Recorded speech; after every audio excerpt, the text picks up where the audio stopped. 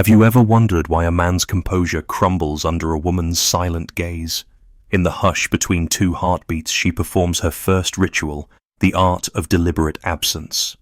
She moves through rooms like a phantom, her energy folded inward, leaving behind an echo of possibility. She does not send messages, she simply becomes unknowable. In that sacred space of not knowing, he projects his hopes, his fears, his fantasies onto her silhouette. Each unanswered text, each missed call becomes a mirror in which he sees his own desire reflected back at him, brilliantly distorted and magnified.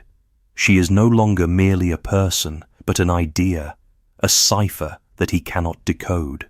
This absence ignites his mind, compelling him to chase shadows to reconstruct meaning where none was given. Here his ego begins to twist and tremble, desperate for validation from an enigma he cannot tame. In the second ritual, she harnesses the power of focused presence.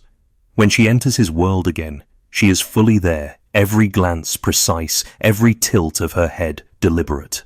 She listens not to respond, but to amplify the weight of her silence. Amidst his clumsy attempts at conversation, she lets her attention rest on him, as though he's a painting she studies in a dimly lit gallery. He feels honored, chosen, yet unsettled, because her calm intensity hums with the knowledge that she could look away at any moment.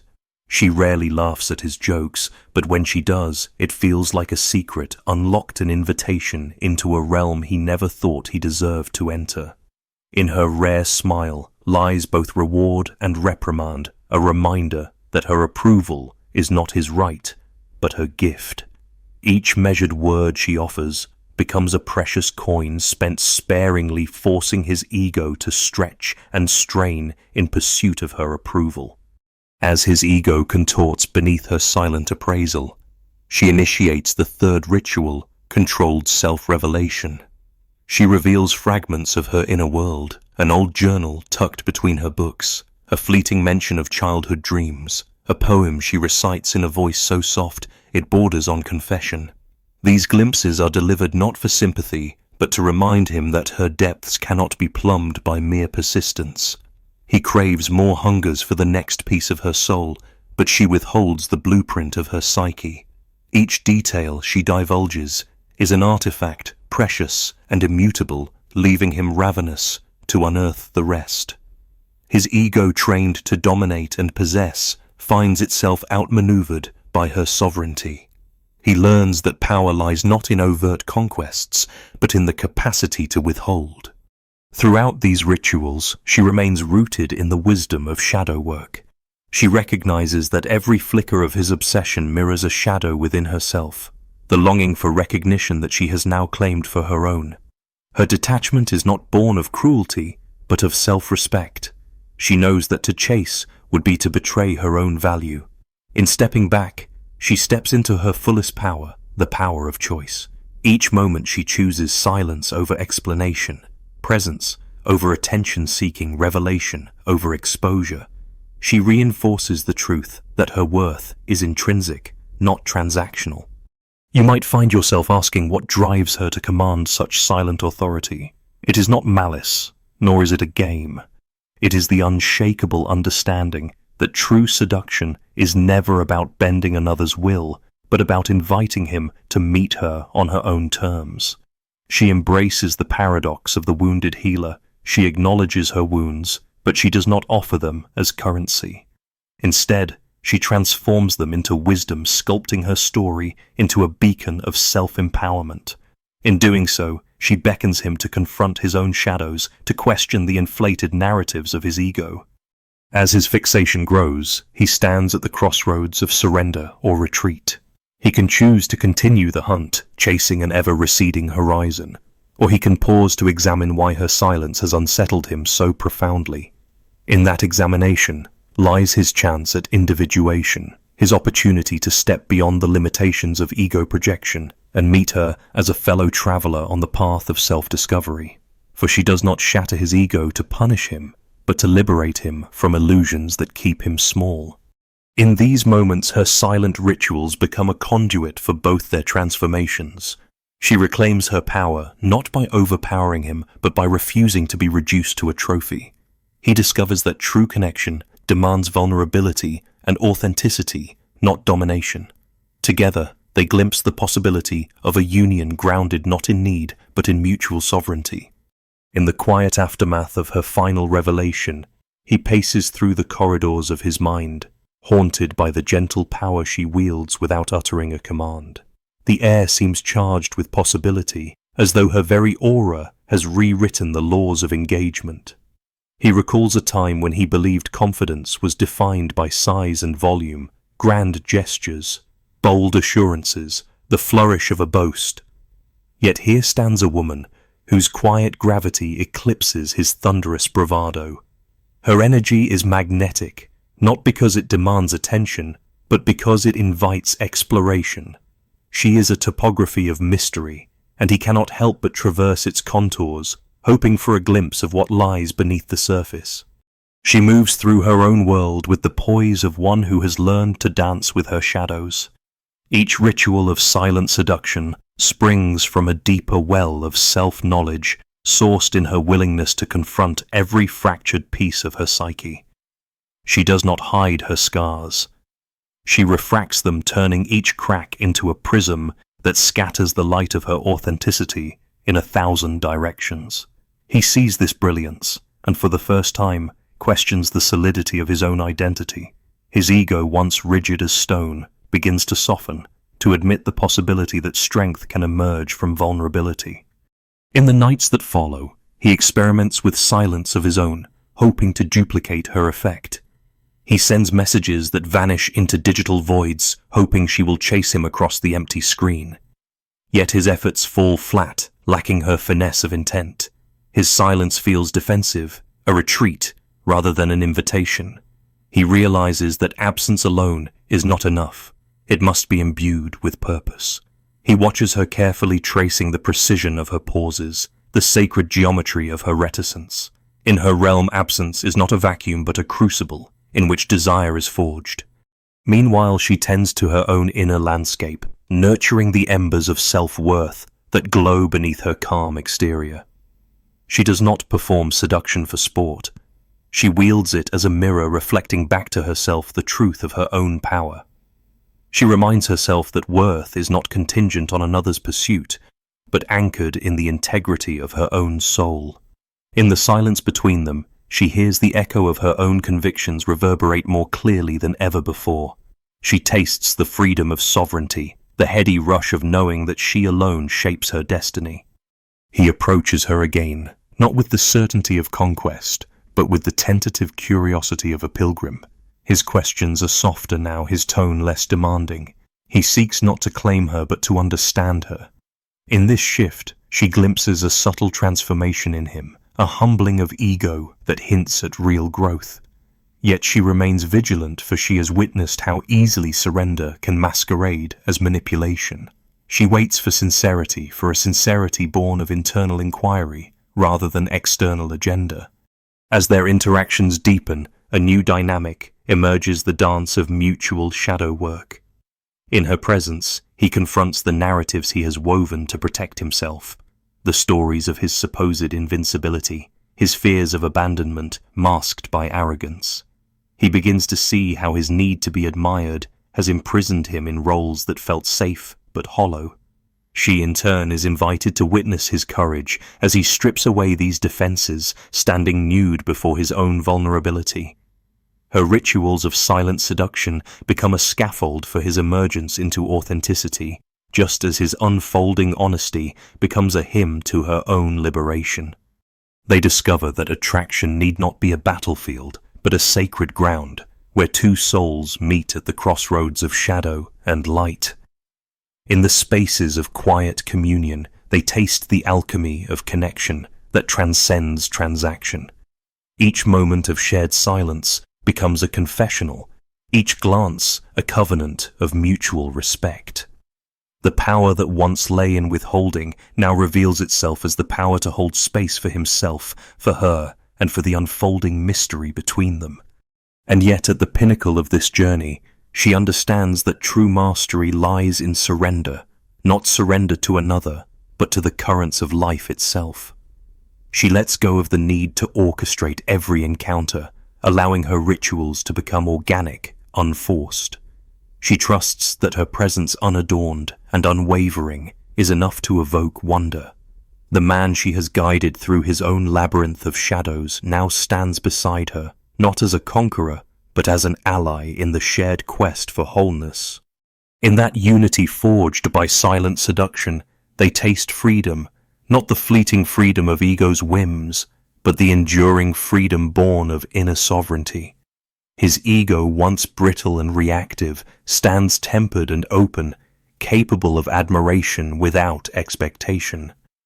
Her spirit, once tempered by self-doubt, rises fully into the radiance of its own being. Together, they embody the paradox of power, balanced by surrender of intimacy woven from respectful distance. Though their paths may diverge in time, each will carry the imprint of these rituals within their bones. He will remember her absence as the crucible that tempered his soul. She will carry the echo of his awakening as the testament to her own strength. And in every gathering of eyes and silences, in every conjuring of presence and withdrawal, they will honor the truth that seduction is not a victory over another, but a celebration of each self-sovereign. The moon casts a silver thread across her window pane as she rises before dawn, moving through her morning ritual with the steadiness of a high priestess tending sacred embers.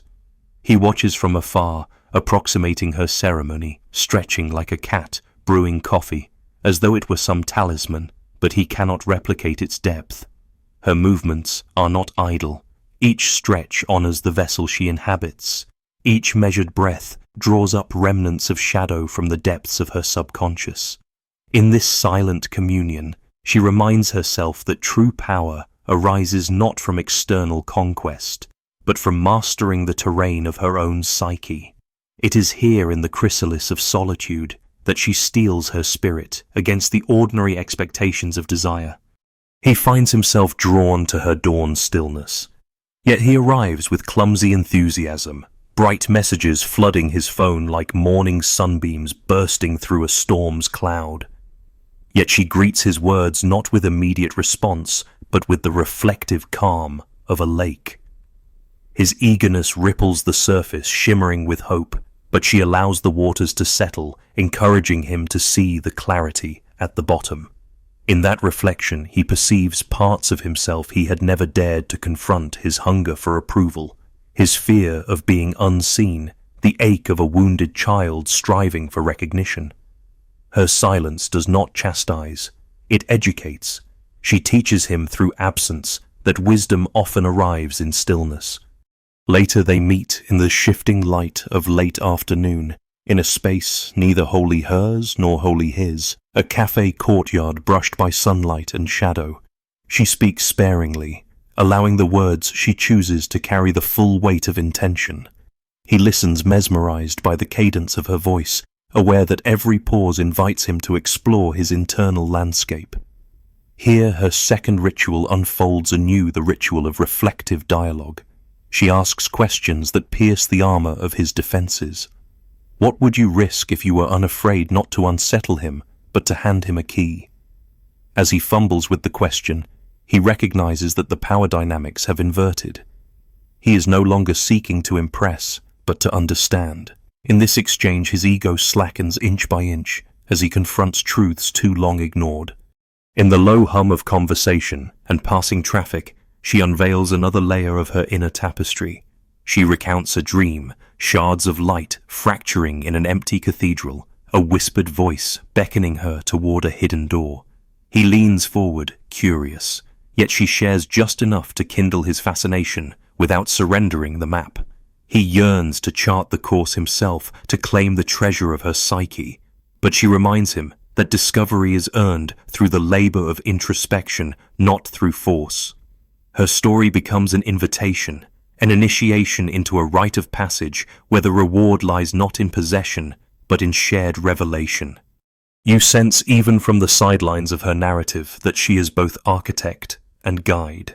She shapes the journey through her own example of self-mastery, weaving threads of stoic wisdom into the tapestry of seduction. When her gaze falls upon him, it is as though she is silently quoting Marcus Aurelius. The impediment to action advances action. What stands in the way becomes the way. His obstacles, his fear of abandonment, his insistence on control are transformed into pathways for growth. His ego, which once flared at every perceived slight, now flickers with the possibility of change. Each challenge she presents is not a test of loyalty, but a threshold he must cross to claim a fuller version of himself. As twilight deepens, they walk side by side down an empty street, shadows entwining around their feet. He breaks the silence, offering her a poem from Seneca that he once memorized in school.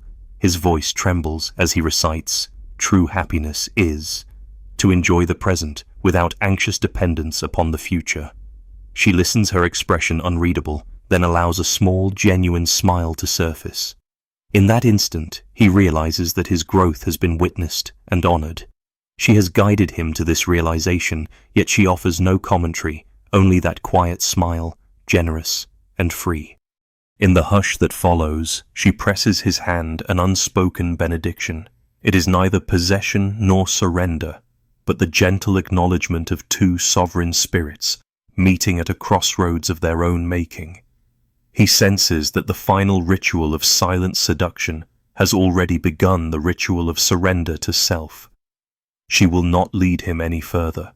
Instead, she stands beside him, embodying the truth that mutual empowerment eclipses the need for dominion.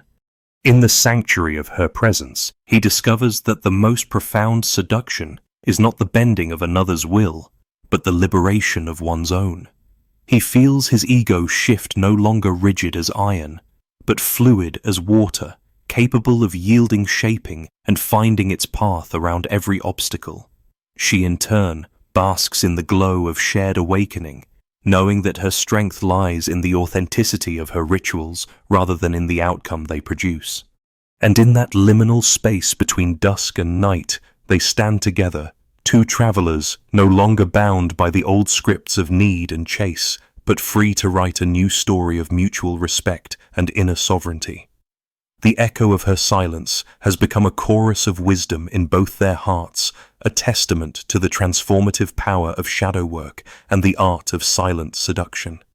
Morning light filters through the curtains as she moves with quiet certainty, her steps guided by an inner compass that neither falters nor demands applause. He observes from the threshold of her world, uncertain whether to enter or linger in the doorway of possibility. There is something magnetic about the way she honors her own rituals, each movement a vow to herself, each breath a hymn to her emerging wholeness. He feels both drawn to and intimidated by this unwavering devotion to self. It is as though her commitment has forged an invisible barrier, one he both aches to cross and fears to challenge. She begins the day not by seeking his attention, but by tending to the inner fires that ignite her sense of purpose. A journal lies open on her desk, pages filled with reflections on dreams and shadows unearthed in nocturnal descent. He wonders what it would be like to follow her into that hidden realm, to witness the stories she crafts from fragments of memory and longing. Yet every time he attempts to engage, "Tell me more about that dream," she offers, only a gentle nod before returning to her pen. Her silence is not rejection, but an invitation for him to cultivate his own inner life. She teaches by example that self-awareness is the richest soil for attraction to bloom. Later, when their paths converge amidst the hum of midday errands, she carries herself like a sovereign within a court of self-possession. He watches the way her spine aligns with the truths she has forgotten in past liaisons, the way her gaze rests on the horizon of her own becoming.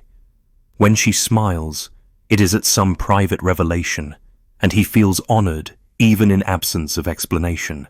He longs to decode that smile, to claim a piece of her mystery as his own. Yet she allows the secret to remain solely hers, a testament to the power that resides in unshared depths. In the late afternoon, she introduces a subtle shift in rhythm, gliding from ritual to ritual, as though following an invisible choreography. She prepares tea with intentional slowness, each pour measured, each cup cradled as though it were a talisman. He tastes the warmth that seeps into his hands, yet the flavor is secondary to the sacred atmosphere she conjures. In that space, he senses that nourishment comes not merely from tea, but from witnessing a devotion to self-care that transcends indulgence. Her ceremony reminds him that seduction can be found in the simple acts of honoring one's own body and spirit.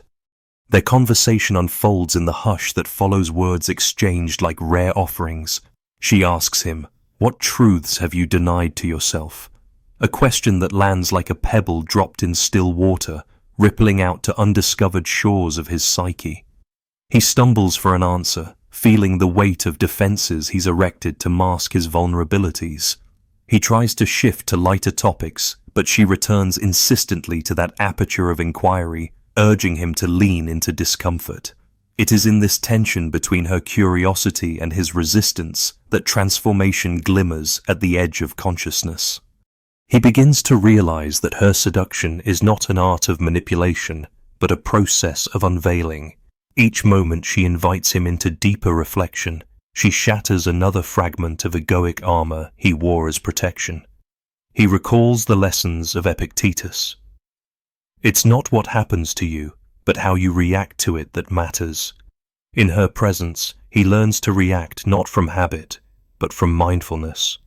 His reactions grow softer, more fluid, as he discovers the freedom that lies beyond reflexive defensiveness. As dusk descends once more, she leads him to a place of shared silence, a rooftop terrace overlooking the city's twinkling lights. Side by side, they stand at the threshold between earth and sky, neither speaking, yet both communicating volumes. In that suspended moment, he understands the full weight of her silent rituals, the absence that ignited his desire, the presence that encouraged introspection, the revelation that demanded discernment. Now standing with her in that quiet expanse, he senses the culmination of these rites in the space between their breaths. He reaches for her hand, not to claim her, but to affirm the journey they've walked together. She allows his hand to rest against hers, the contact neither fleeting nor possessive. It is an acknowledgement of mutual transformation, a recognition that their shadows have met in the liminal space beyond ego's reach. In her grip, he feels the radiance of her sovereignty tempered by compassion. She does not collapse into his embrace, nor does she step away. She remains fully herself, a beacon of choice and autonomy. In the final glow of twilight, he turns to her and offers a quiet vow to honor the lessons she has imparted, to cultivate his own rituals of self-discovery, and to meet her not as a prize to be won, but as an equal soul on a shared path. She listens, her eyes reflecting the last vestiges of daylight, and with a gentle exhale, she trusts him, not because he has mastered some art, but because he has shown the courage to surrender the need to master. Their connection, forged in the fires of silent seduction, now rests on the foundation of mutual respect and inner sovereignty. She rises with the dawn again, but this time she greets the new day alongside him. Their footsteps find a shared rhythm on the cobblestones of a forgotten alley, where morning mist weaves between lamplights like whispered secrets. He notices the ease in her posture, the effortless way she moves when her sovereignty is met with reciprocal respect. In this still soft hour, she performs no scripted ritual. Instead, her very existence becomes the living testament of the work they have done together. You might think that once the seduction has woven its spell, the magic fades into routine, but here it transforms into something more enduring, the habit of presence. He watches her pause to trace the edge of an ivy-laced wall fingertips, brushing leaves with affectionate curiosity. In that touch, he senses her unbroken connection to nature's cycles, a reminder that transformation is both inward and outward, an echo of seasons turning. He longs to share that intimacy, to rest his own fingertips against the living green that fascinates her, but he resists the impulse to claim the moment. Instead, he absorbs the teaching of restraint, learning that honoring another's space can deepen rather than diminish connection. They continue on until they reach a small plaza where a single bench awaits worn smooth by years of silent contemplation. She settles onto it, inviting him without words to sit beside her. He complies, settling into the well-worn wood, as though it were a threshold into deeper communion. Between them the plaza remains hushed, offering sanctuary from the world's clamour. It is here that she weaves the next layer of her silent seduction, the ritual of shared stillness. In the absence of conversation, their hearts speak volumes, every inhale, every exhale murmuring of trust, built in the crucible of respectful distance. He closes his eyes, attuning to the cadence of her breath. A gentle breeze stirs, carrying the scent of garlands placed by unseen hands. He wonders at the invisible community that inhabits these stones, the stories etched into their cracks.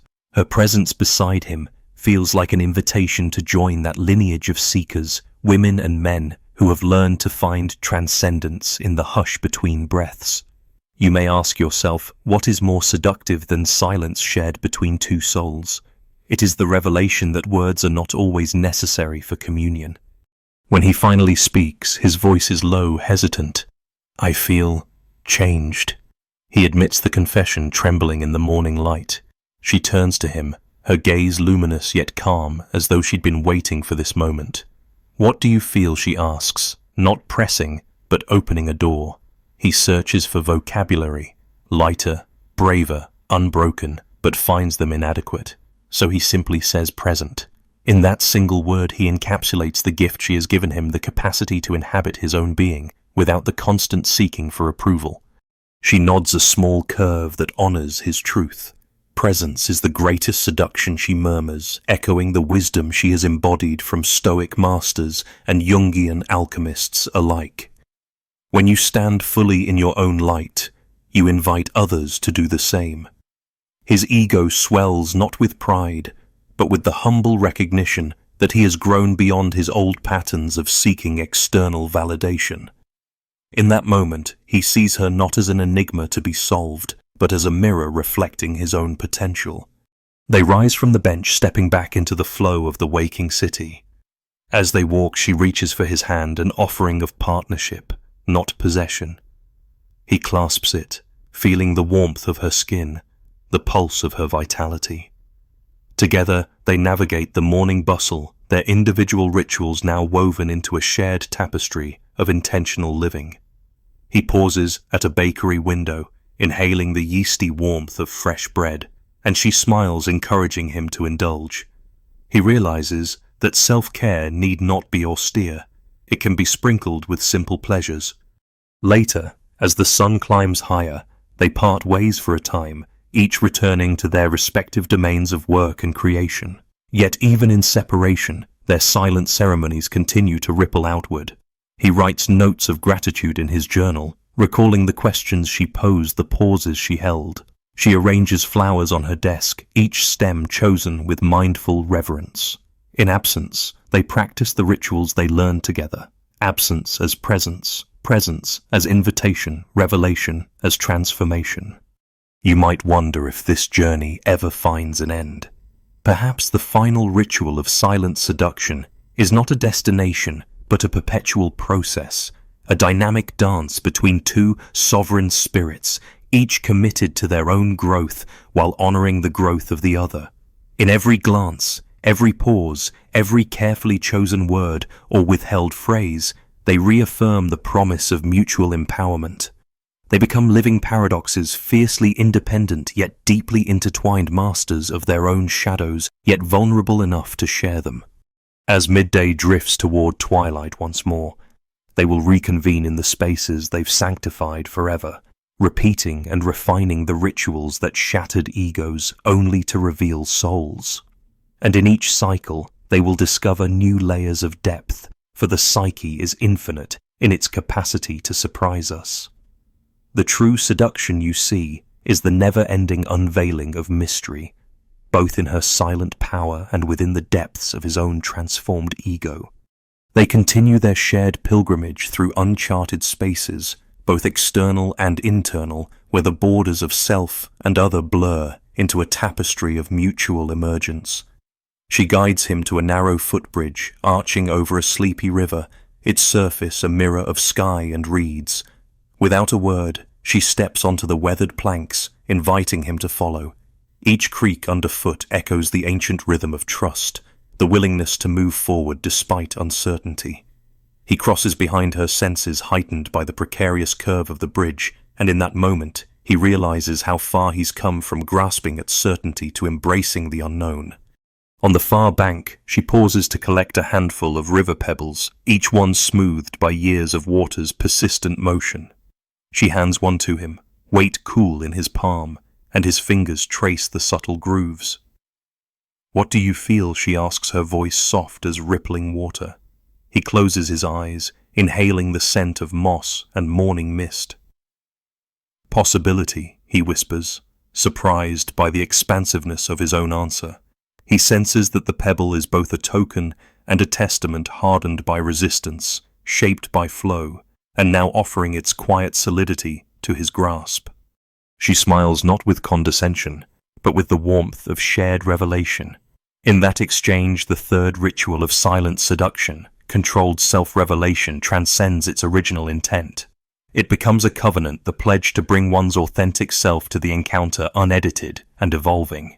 He understands now that each fragment she revealed earlier was a pebble cast into the river of their relationship, creating ripples that invited him to contribute his own stones of truth.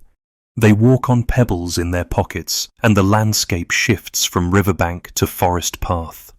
Shafts of sunlight pierce the canopy, illuminating motes of dust that dance like fireflies.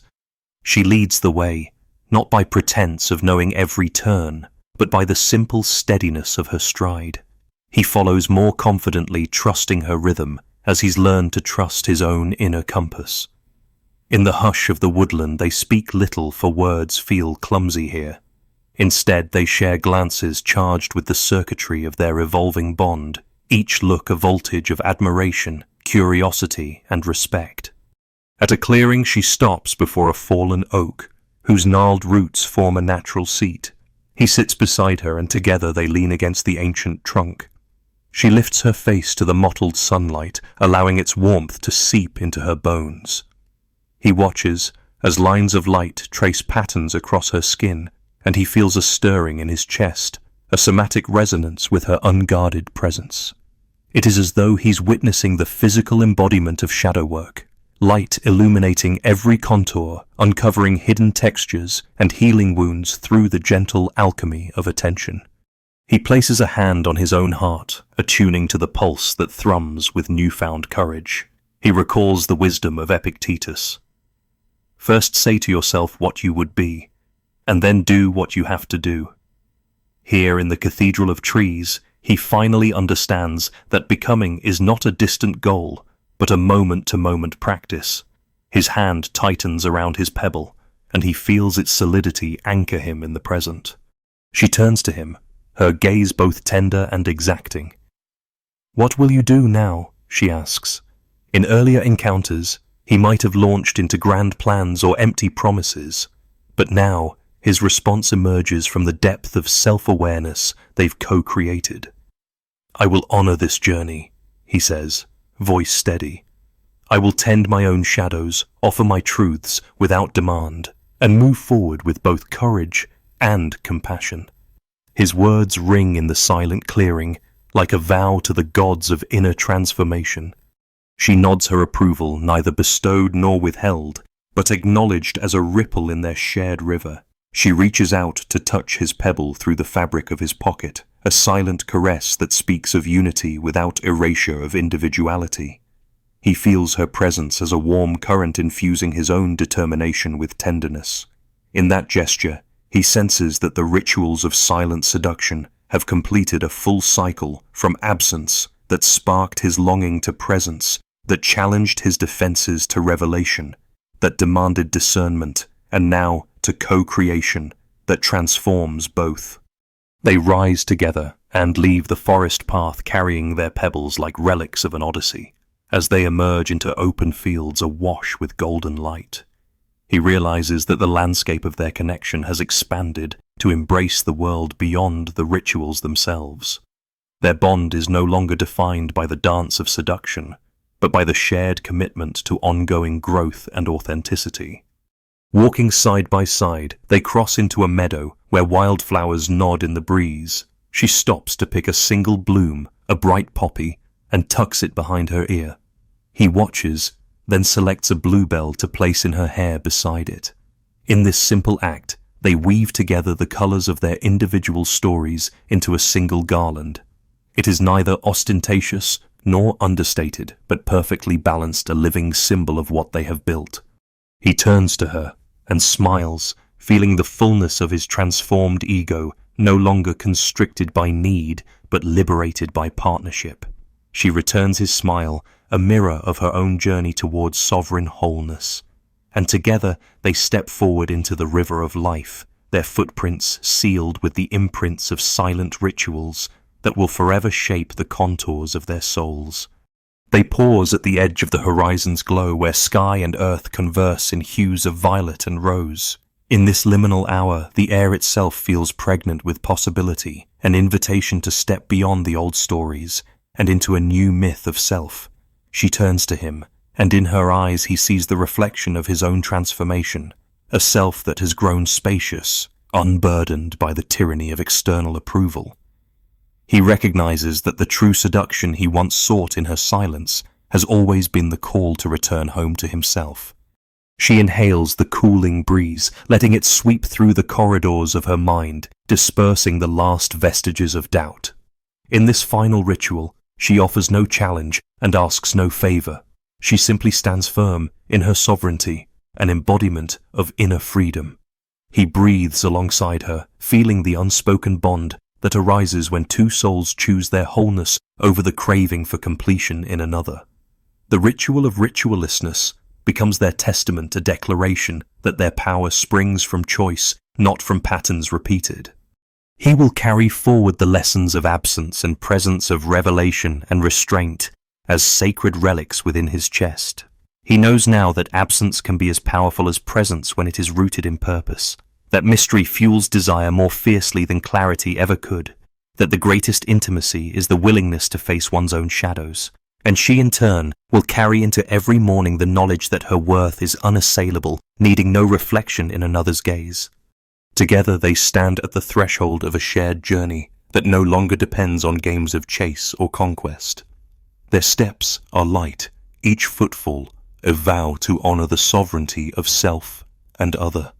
The city lights awaken beneath them, each flicker a reminder that life pulses with infinite rhythm, ebbs and flows of connection and retreat, of silence and speech.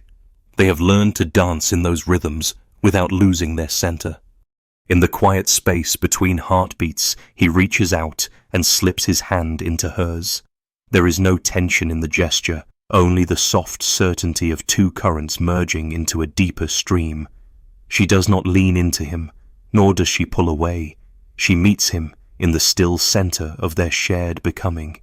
It is here in the sanctuary of mutual respect and unguarded selfhood that the final transformation takes hold. They do not need grand declarations or sweeping vows. Their freedom is not a spectacle, but a surrendered whisper, the recognition that to love without losing oneself is the highest form of sovereignty. And as night unfurls its velvet canopy overhead, they walk on guided by the compass of inner peace. They have forged together, two pilgrims no longer bound by ego's illusions but luminous in the clarity of their choice. The woman who knows her worth doesn't chase, she chooses.